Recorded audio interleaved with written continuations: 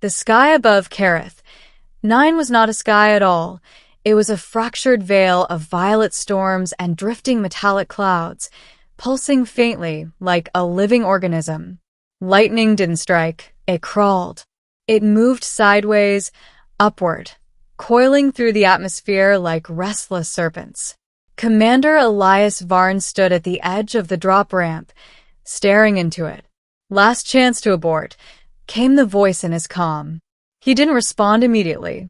Below him stretched a war-torn alien city, spires bent like broken bones, glowing rivers of energy spilling through collapsed structures. Fires burned in colors no human spectrum could define. This was not just another mission. This was an execution. "She's already dead," the voice added. "You're just making it official." Elias exhaled slowly. "That's what they said about the last world we wiped out." A pause.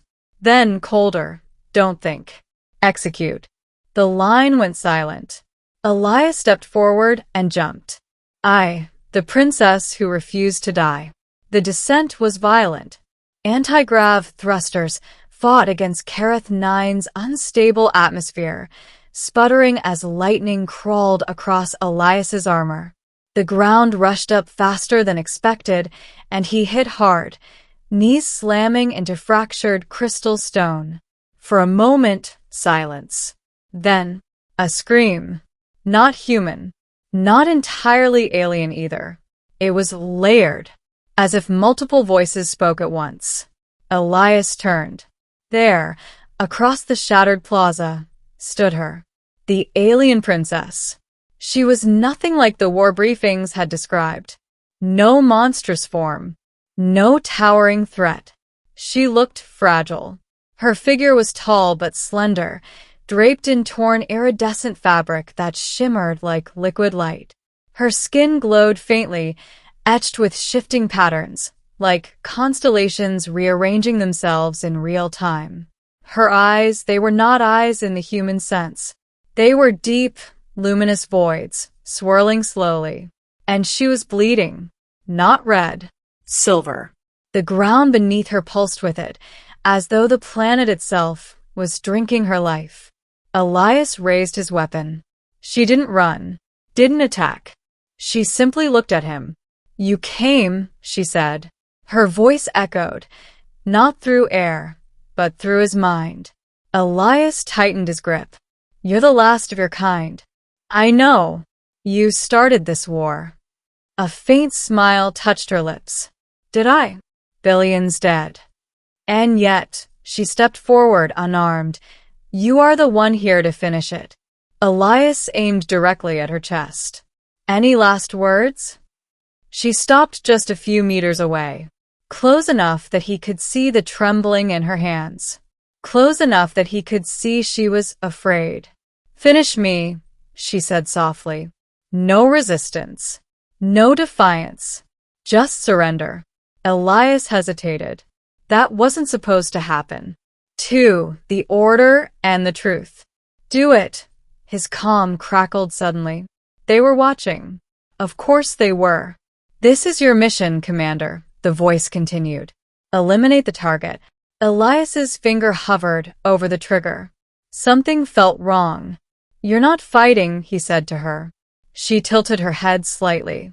"Would it change the outcome?" "Yes." "Then I choose not to." "Why?" Her gaze didn't waver. "Because I am tired of dying." Elias frowned. "You're still alive." She shook her head slowly. "Not in a way that matters." Lightning rippled across the sky. The ground beneath them trembled. "What are you?" he asked. "I was a princess," she replied. "Before your kind turned my world into a battlefield." "That's not how the reports." "Your reports are lies." His jaw tightened. "Then tell me the truth." She stepped closer again, now only a breath away. "You fear what you do not understand," she said. "So you destroy it." "That's not an answer." "No," she whispered. "It's a confession." Elias's calm flared again. "Commander, you are deviating. Execute immediately." He ignored it. Why surrender? He pressed. Her expression softened. Because I have seen every future, she said quietly. And in all of them, I die today. Silence fell between them. Elias studied her. No weapon. No visible threat. Just acceptance. You're manipulating me, he said finally. A faint smile. I don't need to. 3. The shot. Elias had been trained for moments like this. Hesitation was failure.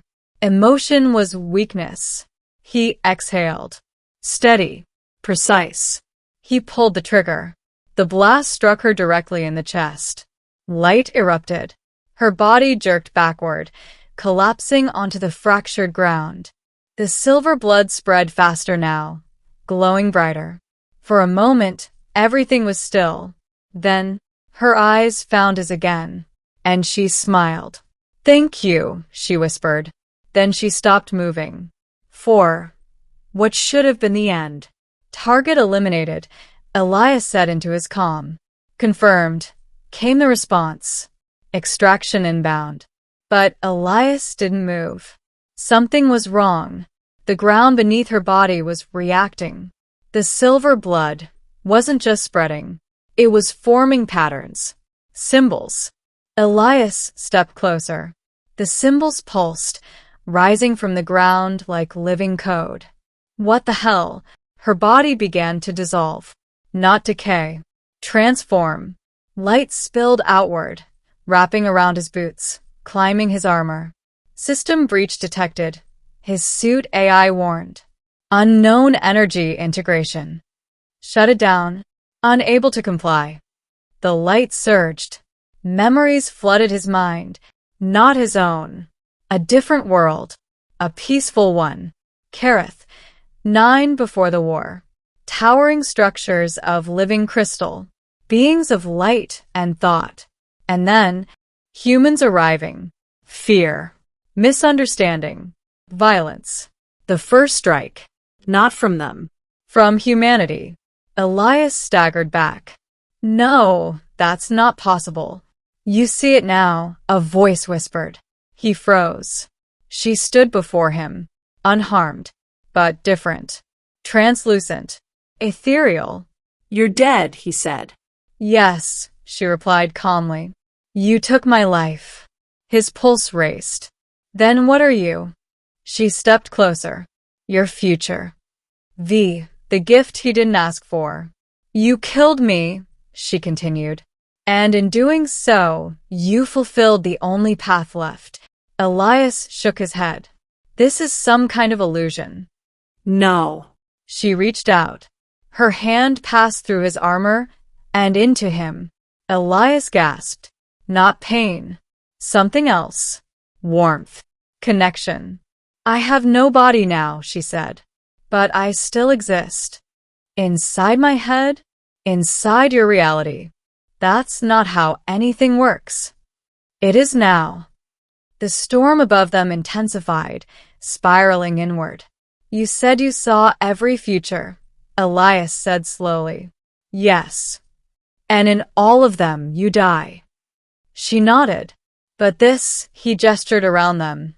This wasn't supposed to happen? Her expression changed. For the first time, uncertainty. No, she admitted. This is new. 6. The truth of the war. Why show me all that? Elias demanded. Because you needed to see what you've done. What we've done, he corrected. Yes, she said softly. Your kind calls us invaders. Because you are. She shook her head. We came to warn you. Warn us of what? Her gaze lifted toward the storm. Your own future. Elias frowned. That doesn't make any sense. It will. The ground began to fracture further, energy surging through the city ruins. What's happening? He asked.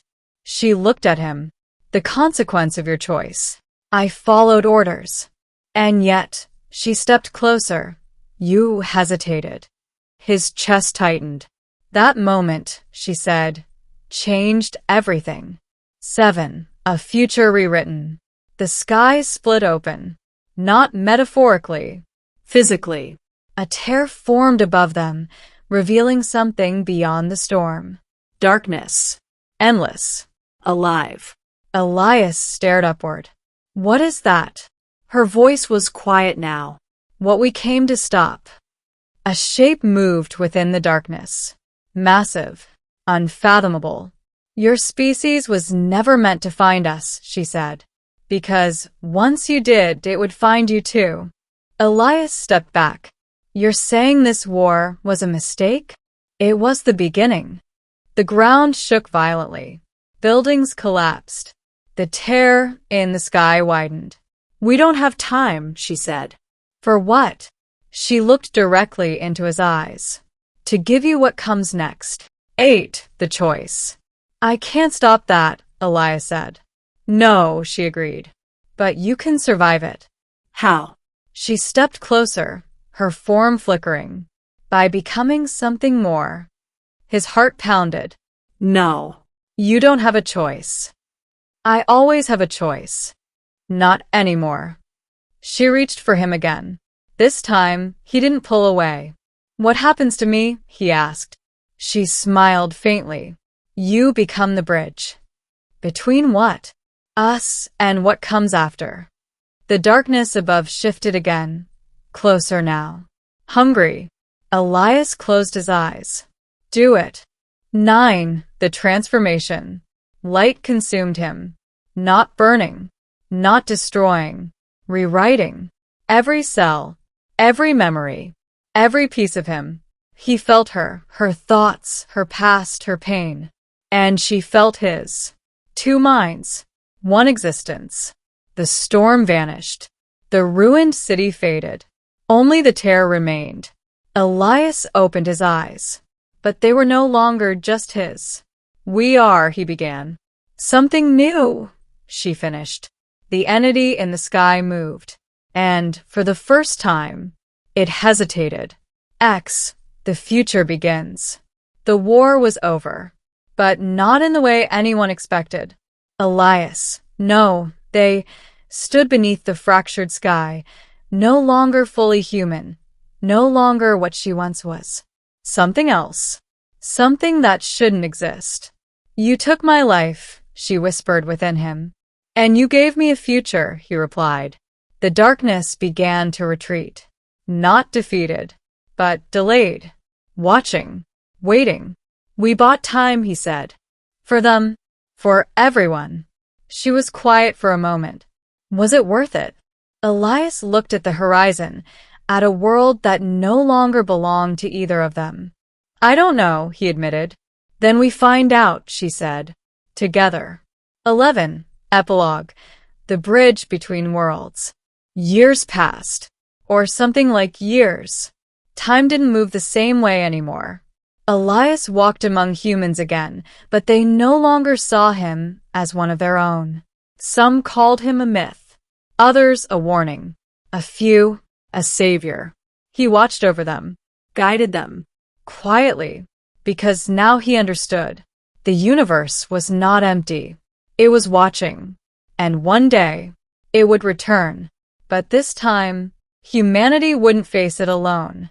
You changed everything, she said softly within him. No, he replied. We did. And somewhere beyond the stars, something ancient stirred, waiting for the bridge. And the war that had only just begun.